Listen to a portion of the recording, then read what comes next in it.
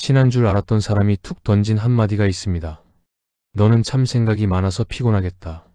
그 자리에선 그냥 웃으며 넘겼습니다. 하지만 마음 한구석이 찝찝했던 나는 회의가 끝나고 각자의 자리로 돌아가는 폭도에서 동료에게 슬쩍 물어봅니다. 아까 회의 때 김 대리님이 나 보면서 웃은 거, 그거 비웃은 거 아니었을까? 내가 한 말이 너무 황당해서 그랬던 걸까? 그러자 동료가 대수롭지 않다는 듯 대답합니다. 에이, 그냥 기분 좋아서 웃었겠지. 너는 참 생각이 많아서 피곤하겠다. 그 자리에선 아무 말도 못했습니다. 그런데 진짜 문제는 그 이후부터 시작됩니다. 그날 밤 동료의 그 한마디는 내면의 경보기를 오작동시키는 노이즈가 되어 머릿속에서 무한히 재생됩니다. 내가 정말 그렇게 유난스러운 걸까? 남들 눈엔 내가 그저 피곤한 사람인 걸까? 씻으려고 샤워기 물을 맞는데 억눌렸던 질문들이 물줄기와 함께 울컥 터져 나옵니다. 나는 왜 이 모양일까라는 자책이 마음을 적십니다. 겨우 침대에 누워 눈을 감아보지만 새벽 3시가 넘도록 아까 그 회의 장면과 동료의 무심한 목소리는 지워지지 않는 고화질 영상처럼 머릿속에서 리플레이 됩니다. 한 번이라도 이런 적이 있다면 당신은 이른바 유리 멘탈이라 불리는 사람입니다. 남들에겐 스쳐 지나가는 바람일 뿐인데 당신의 마음은 산산조각이 나버리죠. 그런데 더 슬픈 사실은 그 파편에 찔려 피를 흘리는 건 언제나 당신뿐이라는 것입니다. 유리 멘탈을 가진 사람들의 밤은 유난히 깁니다. 낮에 있었던 말들이 머릿속에서 편집도 되지 않은 채 무한 반복되곤 하죠. 그때 그렇게 말하지 말걸, 그냥 가만히 있을걸 괜히 물어봤나? 이미 지나간 일인데도 뇌는 마치 지금 당장 칼날이 목에 들어온 것처럼 비상경보를 울려댑니다. 이불을 뒤집어서 봐도 소용없습니다. 내 안의 CCTV는 가장 수치스럽고 아픈 장면만 골라 주민하고 우리는 그 고통을 고스란히 다시 겪으며 새벽을 맞이합니다. 이건 당신이 나약해서가 아닙니다. 단지 당신의 뇌가 실패라는 자극에 너무나 친절하게 반응하도록 길들여졌을 뿐입니다. 우리는 이 생각과 고통을 피하기 위해 한 가지 선택을 합니다. 바로 도망이죠. 상처받지 않으려고 사람들과의 거리를 두고 실패하지 않으려고 늘 가던 길, 늘 하던 일만 택합니다. 하지만 역설적이게도 우리가 안전하다고 믿는 그 상자 안에서 우리 멘탈은 더 얇고 투명한 유리로 변해갑니다. 마치 한 번도 햇빛을 보지 못한 식물이 작은 바람에도 꺾이듯 스트레스로부터 완벽하게 격리된 뇌는 아주 작은 사회적 불편함조차 생존의 위협으로 오인하게 됩니다. 결국 당신을 보호하려던 그 두터운 방어막이 아이러니하게도 당신을 세상에서 가장 부서지기 쉬운 존재로 만들고 있었던 겁니다. 우리 마음 안에는 아주 예민한 화재 경보기가 하나 설치되어 있습니다. 바로 뇌의 공포 담당인 편도체입니다. 문제는 이 경보기가 너무 예민해서 진짜 큰 불이 났을 때만 울려야 하는데 요리하다 발생한 아주 작은 라면 수증기만 보고도 건물이 떠나가라 비명을 질러댄다는 겁니다. 반면 이 소란을 잠재우고 상황을 정리해야 할 집주인, 즉 이성의 뇌는 유리 멘탈인 상태에선 힘이 너무 약합니다. 경보기가 비명을 지를 때 달려나가서 아니야, 이건 불이 아니라 그냥 수증기야 라고 말해줄 여유가 없는 것이죠. 강철 멘탈이 된다는 건 이 예민한 경보기를 아예 없애는 게 아닙니다. 수증기 때문에 경보가 울릴 때마다 이성의 뇌가 즉각 개입하여 상황을 확인하고 이건 가짜 경보다라는 신호를 보내 시스템 전체의 주도권을 되찾는 과정입니다.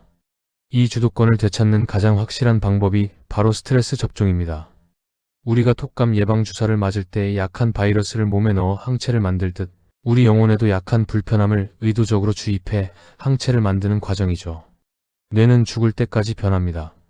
우리가 근육을 키울 때 근섬유가 미세하게 찢어지고 다시 붙으며 강해지듯 뇌도 약간의 불편함을 견뎌낼 때 비로소 유리에서 강철로 그 성질 자체가 변하기 시작합니다. 자, 이제 오늘부터 딱 3일간 저와 함께 당신의 뇌에 강철 항체를 심어봅시다. 1일차는 신체적 자극을 통해 뇌의 주도권을 되찾는 날입니다. 방법은 간단합니다. 샤워 마지막 10초만 찬물로 바꿔보세요. 따스한 물속에서 안주하고 싶을 때 의도적으로 차가운 자극을 주는 겁니다. 뇌의 본능은 비명을 지르겠지만 10초를 버텨낸 뒤 수건을 쥐는 순간 스스로에게 말해보세요. 거봐, 별거 아니지? 별거 아니네. 그 찰나의 승리가 당신의 이성적인 뇌에게 첫 번째 지휘권을 선물할 것입니다. 2일차는 사람이라는 숲에서 느껴지는 불편함과 정면으로 눈을 맞추는 날입니다. 방법은 아주 사소합니다. 평소 고개를 숙이고 스마트폰만 보며 지나쳤던 아파트 엘리베이터의 이웃 혹은 회사 복도에서 마주친 동료와 눈을 딱 1초만 마주쳐 보세요. 그리고 나지막하지만 분명하게 안녕하세요 라고 먼저 인사를 건네보는 겁니다. 상대가 내 인사를 못 본 채 하면 어쩌지? 나를 이상하게 생각하면 어쩌지? 거절당할까 봐 떨리는 그 심장 박동은 당신의 뇌가 단단해지는 소리입니다. 상대의 반응과 상관없이 당신이 먼저 신호를 보내는 연습을 할 때 당신의 뇌는 타인의 시선이라는 안개를 뚫고 나가는 법을 비로소 익히게 될 것입니다. 3일차는 마음의 근육을 직접 써보는 날입니다. 평소라면 상대방의 눈치를 보느라 꾹 참았을 상황에서 아주 작게나마 나의 의사를 표현해 보는 거예요. 방법은 아주 간단합니다. 친구가 가자고 한 식당이 사실은 별로일 때 나는 오늘 다른 게 더 먹고 싶은데라고 말 한마디만 툭 던져보는 겁니다. 혹은 카페에서 자리가 마음에 들지 않을 때 자리를 옮겨달라고 정중히 요청하거나 친구에게 오늘은 좀 쉬고 싶어라고 짧게 말해보는 것이죠.